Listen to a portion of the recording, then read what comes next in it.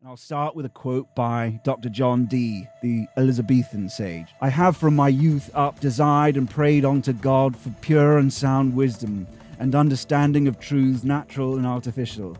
For many years and in many places, far and near, I have sought and studied many books in sundry languages, and have conferred with sundry men, and have laboured with my own reasonable discourse to find some inkling, gleam, or beam of those radical truths I sought. But after all my endeavours, I could find no other way to attain such wisdom but by the extraordinary gift, and not by any vulgar school, doctrine, or human intervention." John Dee. I appreciated the John Dee quote a lot. He is one of my favourite people. It's positive feedback that is the crucial phenomenon. And hyperstition emerged for us as the most simple way of applying this to cultural phenomena. Yeah. In general, as to say, it's about how things access a positive feedback dynamic in order to explode. And therefore come roughly from nothing, from the infinitesimal to become huge. And it looks like something basically just bursting into existence. Something coming out of virtuality and making itself real. Things were being retrieved in a way that was just not understood, but clearly was happening. The first stage of initiation is to realize that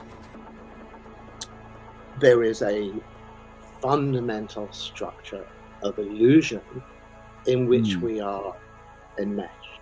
I think our great myths of modern people from the late 20th century to now are mostly popular movies.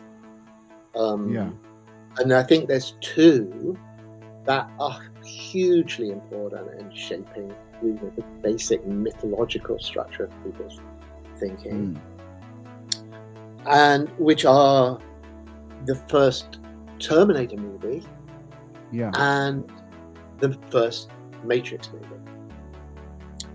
And both of them are, in a certain sense, Gnostic movies. I mean, the Matrix particularly.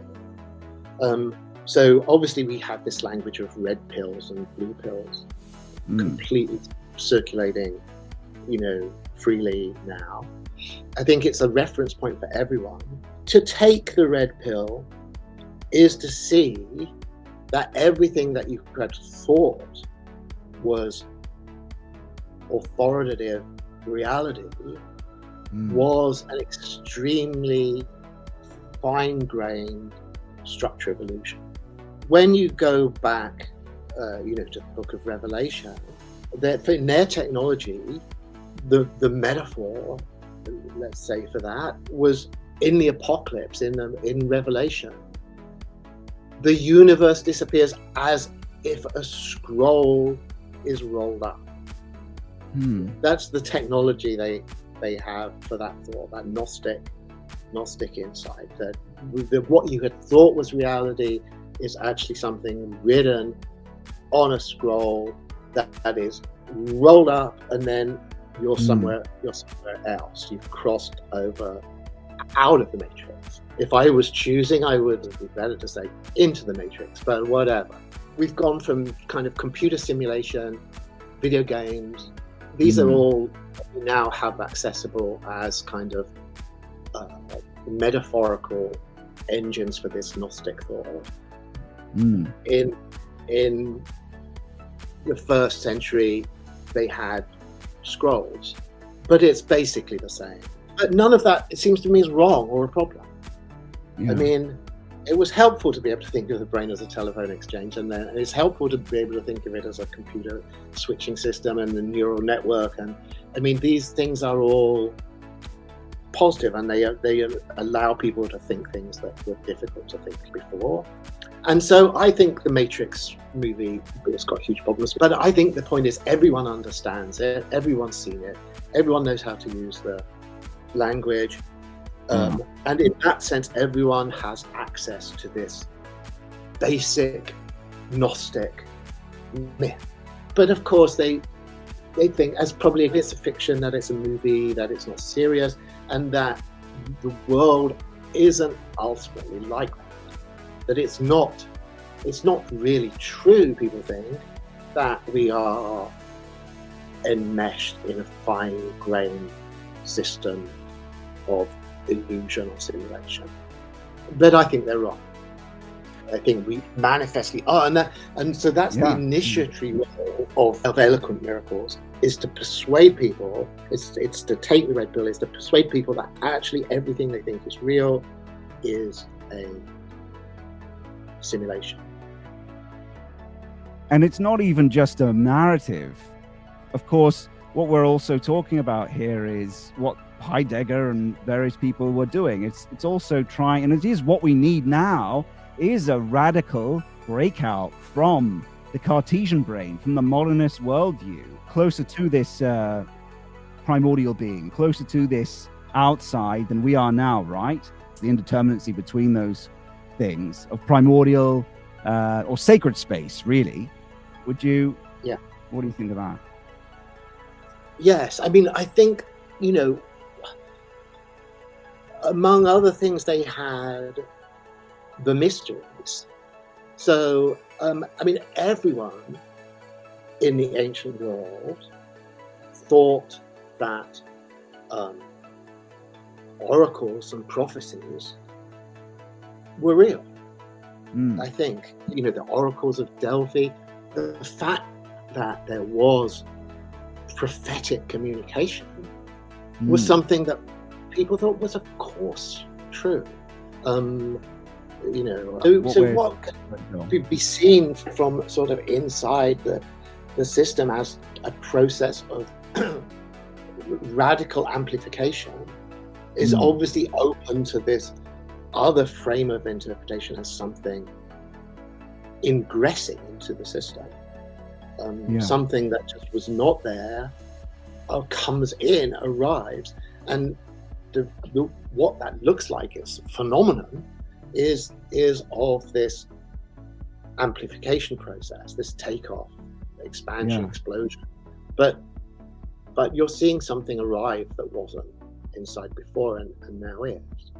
Yeah. Would you agree that as it accelerates, that these effects do seem to will render themselves in reality itself in a heightened way as it goes on? And even if you hyperstitions itself, that feedback loop should keep growing and have I think everyone knows that we're in for more and more weirdness, because on the curve that we're on, there is a process that involves radically increasing sensitization to signs. The AI explosion is about this. It's about this kind of process of making the world, nature, the world of things hypersensitive to signs. And so there's kind of effects that produces, are just manifestly weird to people. The world seems to be going completely crazy. Physics doesn't really help you. The things are happening, miracles. Okay, I could map this out as a massive set of physics equations, but that's not what it seems like at all. What it seems like are these semiotic effects. It's the fact that a word, a sign, a calculation, solving some numerical puzzle induces these vast transformations of the world. And so I think people get an intuitive sense from that on this curve of accelerating weirdness.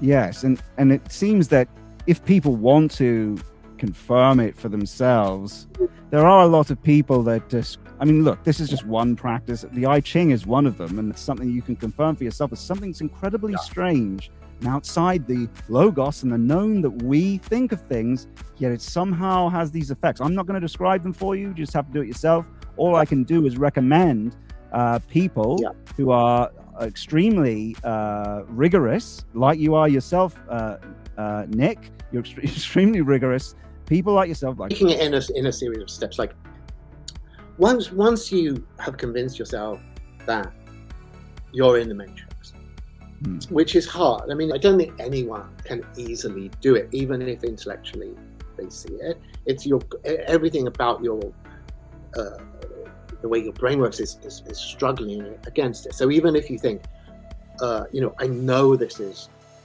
some kind of dream, kind of dream structure, I know it intellectually, but to actually experience it as that is very hard. I think it is a state of enlightened sentience, that belongs to certain kind of religious traditions, to be kind of stably inside that kind of insight. But you can intellectually grasp it, and then it follows from that the channel of communication is basically operated from the other side. I mean, you're not in charge of the telephone exchange.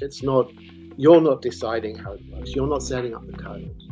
All you have to do is offer the opportunity for something to communicate.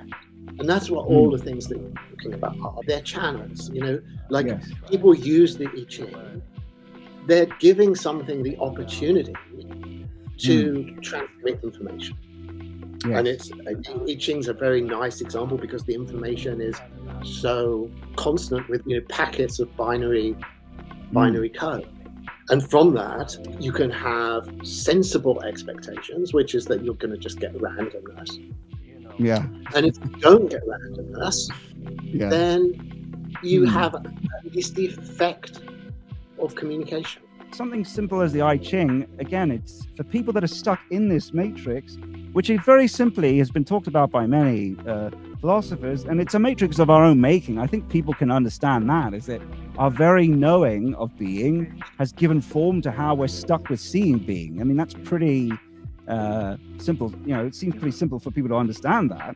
And the fact that there are ways you can get that conceptually, and that's the beginning, to be able to perhaps move on to practices that might even end up to the ancient Orthodox Church. Let's talk about, for instance, Christian Church, which their theology says God is uncreated. So that seems to be giving them access to this sacred space, this breaking out of the very way they're talking about it is the same way you are. They're always saying escaping this world, and it seems ontologically to align very well with what Heidegger talks about and what you talk about. So it's not something that, I guess people have been branded heretics since time immemorial for talking about it. But moving on to initiation, I think that's worth our side of things, our guys, to consider. If people are stuck in this biologism brain, in this, I guess it's kind of Spurg brain. It's where you can't see that there's something outside.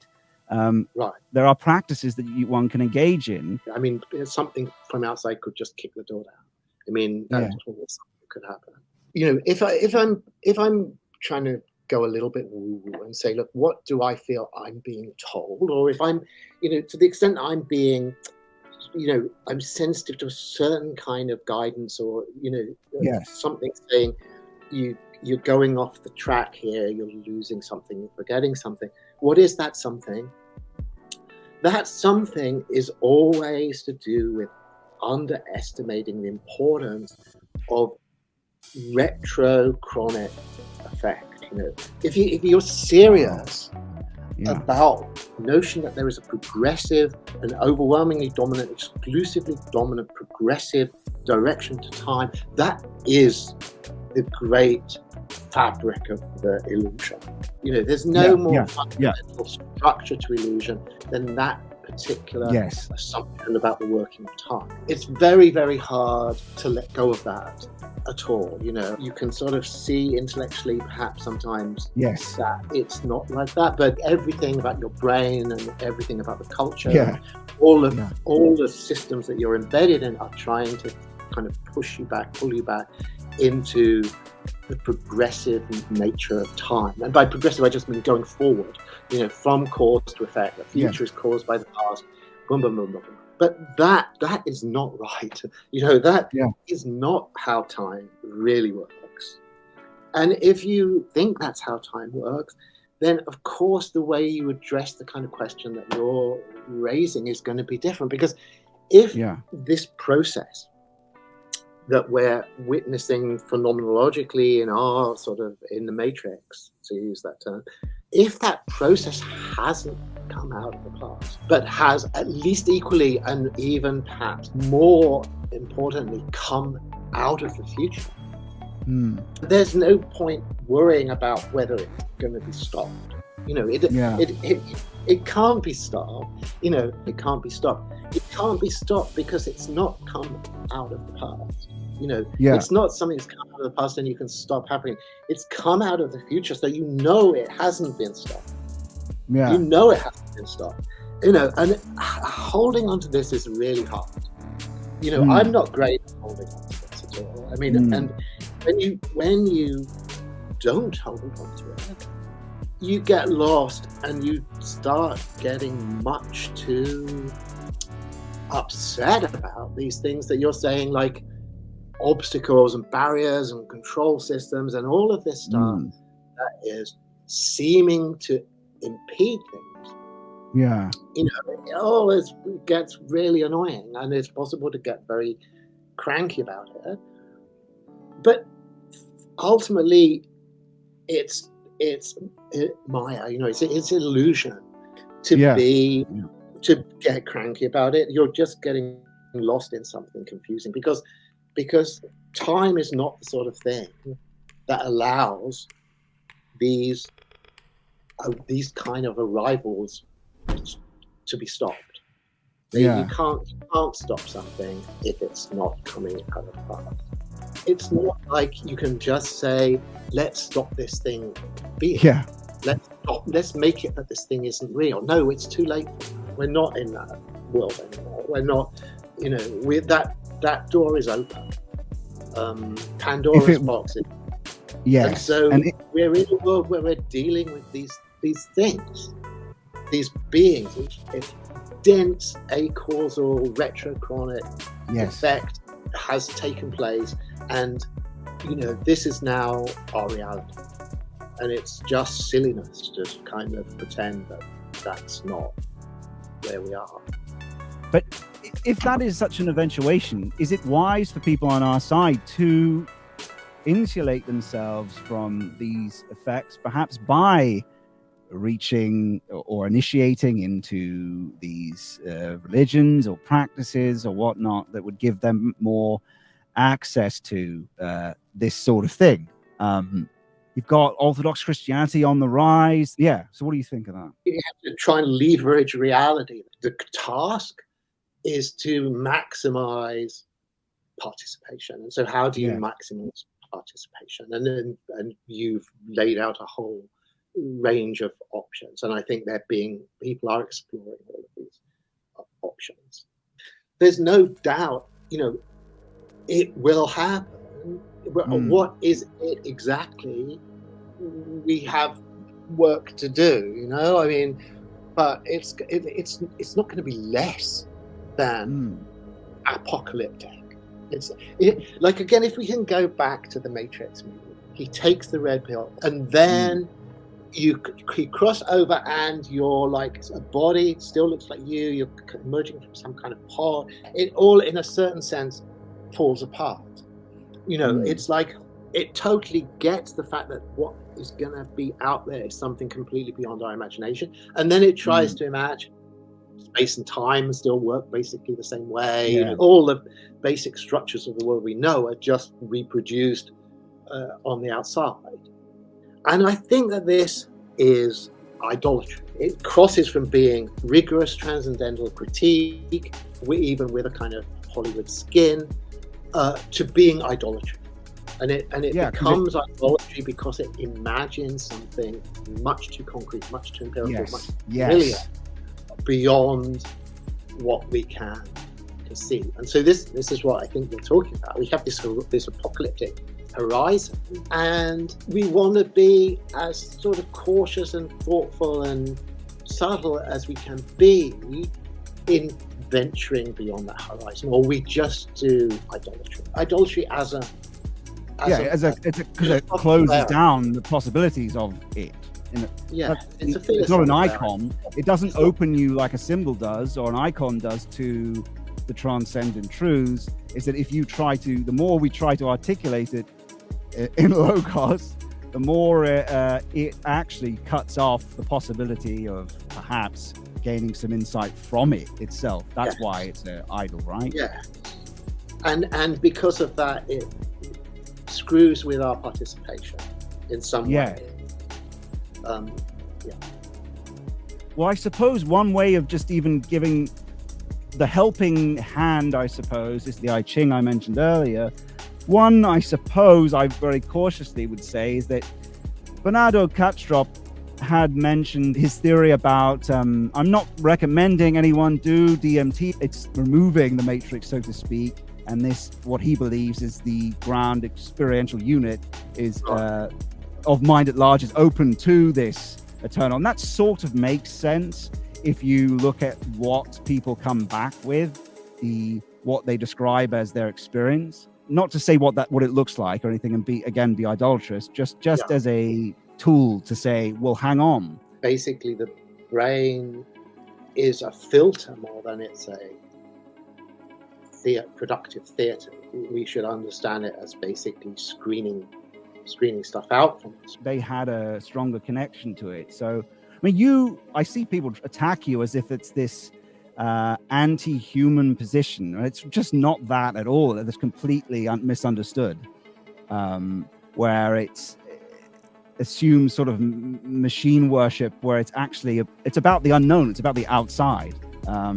You have previously mentioned that you're not the same person that was that person that wrote those older texts, and I was just curious. I think my transformation recently is based upon appreciation of the canon, and again, it's just I think it's about trying to be as serious as possible about the implications of a fundamentally retrochronic process, which is to say that if the illusion of progressive history is veiling a more fundamental reality of a history flowing backwards through us, then our canon is something that has already been meticulously edited by intelligences that we are yet to fully encounter. We just need to find the right protocols for extracting these deposits that have been placed within the canon. It's more a question of unmasking the tradition, of unveiling the tradition, of extracting from the tradition what is its actual arcane or esoteric content. Jung obviously does that massively. I mean, he's extremely cosmopolitan in his sense of, like, he wrote a really fascinating introduction to the I Ching.